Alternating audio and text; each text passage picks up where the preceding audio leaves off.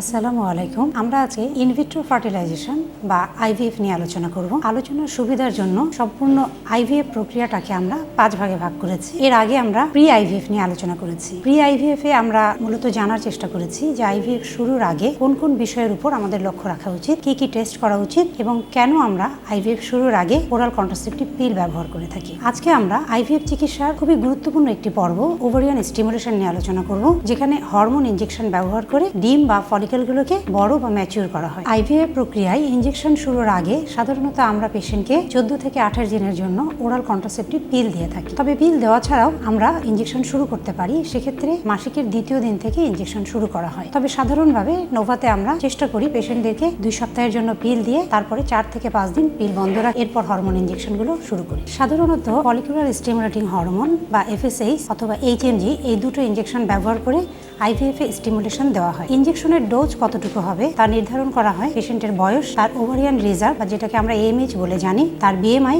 এবং যদি এই পেশেন্ট পূর্বে কখনো আইভিএফ চিকিৎসা নিয়ে থাকে তবে সেখানে কি ডোজে সে হরমোন পেয়েছিল সেটার উপর ভিত্তি করে। ইনজেকশন শুরুর কথা আসলেই অধিকাংশ মহিলারা ভয় পেয়ে যান যে এই ইনজেকশনগুলো ব্যথাযুক্ত কিনা অথবা এর সাইড ইফেক্ট কি হতে পারে। তো তাদের জন্য বলছি, আইভিএফ এ যে ইনজেকশনগুলো আমরা দিয়ে থাকি তা খুবই ফাইন নিডেল দিয়ে দেওয়া হয় এবং সাবকিউটিনিয়াসলি অর্থাৎ ফ্যাটে ইনজেকশনগুলো পুশ করা হয়। আমরা সাধারণত নাভির নিচে ইনজেকশনগুলো দিয়ে থাকি, তবে চাইলে এটা থাই বা হাতেও দেওয়া যেতে পারে। এই ইনজেকশনগুলো খুব সামান্যই ব্যথা সৃষ্টি করতে পারে। এবার যদি আমরা সাইড ইফেক্টের প্রসঙ্গে আসি, সারা পৃথিবীতে অন অ্যান এভারেজে বছরে 2.5 মিলিয়ন আইভিএফ সাইকেল হয়। এই হিউজ পেশেন্টের সাইড ইফেক্ট প্রোফাইল পর্যালোচনা করলে যে চিত্র আমাদের সামনে আসে, সেখানে আমরা দেখব যে এই ইনজেকশনগুলো আসলে খুবই কম সাইড ইফেক্ট তৈরি করে, যা বলার জন্য খুবই নগণ্য। আমরা যদি আমাদের এক্সপিরিয়েন্স শেয়ার করি যে নোভাতে আমরা কি ধরনের সাইড ইফেক্ট ফেস করি, আমাদের 5% পেশেন্ট অনেক সময় আমাদেরকে ফোন করে বলে যে তারা নওশিয়া অর্থাৎ বমি বমি বা একটু মাথা ঘোরানো ফিল করে এবং সেটা সাধারণ বমির ওষুধ দিলেই সাধারণত তারা ভালো বোধ করে। ইনজেকশন শুরুর আগে আমরা সবসময় পেশেন্টকে স্ক্যান করে দেখে নেই যে তার ওভারিতে কোনো ডমিনেন্ট ফলিকেল বা সিস্ট আছে কিনা। আমরা চাই ওভারিতে সবগুলো ফলিকেলই মোটামুটি যেন একই সাইজের থাকে। ভালো হয় তারা যদি লেস দেন 8 বা 10 মিলিমিটার থাকে। প্রথম দিন ইনজেকশন দেওয়ার পর পরের 4টা ইনজেকশন আমরা পেশেন্টকে অফার করি, তিনি চাইলে বাসায় নিয়ে যেতে পারেন, অর্থাৎ তারা নিজেরাই পুশ করতে পারেন। এই ইনজেকশনগুলো দেওয়া এতটাই সহজ যে পেশেন্ট বা চাইলে তার হাজবেন্ড ওনারা আমাদের থেকে দেখে নিতে পারেন এবং ওনারা বাসায় ইনজেকশনগুলো দিতে পারেন। ইনজেকশনের 6ষ্ঠ দিনে অর্থাৎ 6 দিনের দিন আমরা পেশেন্টকে আবারও সেন্টারে রাখি, তাকে আবারও স্ক্যান করে দেখা হয় যে তার ফলিকলগুলো কতটা বড় হয়েছে। যদি কোনো ফলিকল 14 মিলিমিটারের বেশি হয়, অর্থাৎ লিডিং ফলিকল মোর দেন 14 মিলিমিটার, তখন আমরা অ্যান্টাগনিস্ট নামে আরেকটা ইনজেকশন যোগ করি। এই ক্ষেত্রে একটা ব্যাপার বলে রাখা ভালো যে পেশেন্টকে সবসময় বারবার বলে দেওয়া হয় যে এই ইনজেকশনগুলো নির্দিষ্ট সময় দেওয়া খুবই জরুরি। অ্যান্টাগনিস্ট ইনজেকশন আমাদের শরীরে 24 ঘন্টা কার্যকর থাকে, কাজে ইনজেকশনগুলো যদি দিতে কোনো গ্যাপ হয়ে যায় সেটা পেশেন্টের পুরো আইভিএফ সাইকেলটাকে হ্যাম্পার করতে পারে। অ্যান্টাগনিস্ট ইনজেকশনটা দেওয়ার উদ্দেশ্য হচ্ছে যাতে আগেভাগে ওভুলেশন না হয়ে যায়, অর্থাৎ প্রিমেচিউর এলএ সার্চটাকে প্রিভেন্ট করে। অ্যান্টাগনিস্ট শুরু করার পর আমরা পেশেন্টকে সাধারণত 2 দিন বা 1 দিন পর পর সেন্টারে রাখি স্ক্যান করার জন্য। আমরা দেখতে থাকি যে ফলিকলগুলো কতটা গ্রো করছে।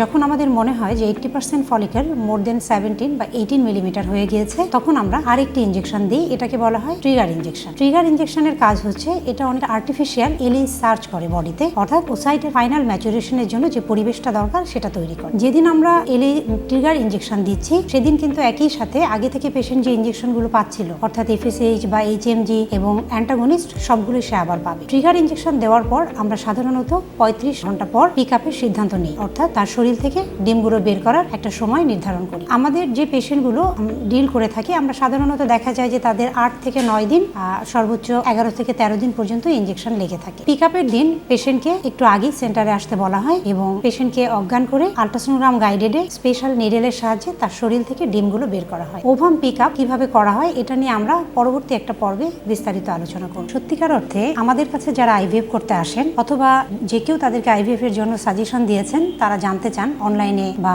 অফলাইন কনসালটেশনে, তাদের কাছে ওভারিয়ান স্টিমুলেশন নিয়ে যে প্রশ্নগুলো আমাদেরকে ফেস করতে হয় মূলত সেই প্রশ্নগুলোরই জবাব দেওয়ার আমি চেষ্টা করেছি। এরপরেও যদি কিছু বাদ থেকে থাকে আপনারা আমাদের কমেন্ট বক্সে নিঃসংকোচে কোশ্চেনগুলো রাখবেন। আমি বা আমার টিম আমরা সাধ্যমতো চেষ্টা করব প্রশ্নগুলোর জবাব দেওয়ার এবং আমরা আনন্দের সঙ্গেই দিব। সবাইকে ধন্যবাদ।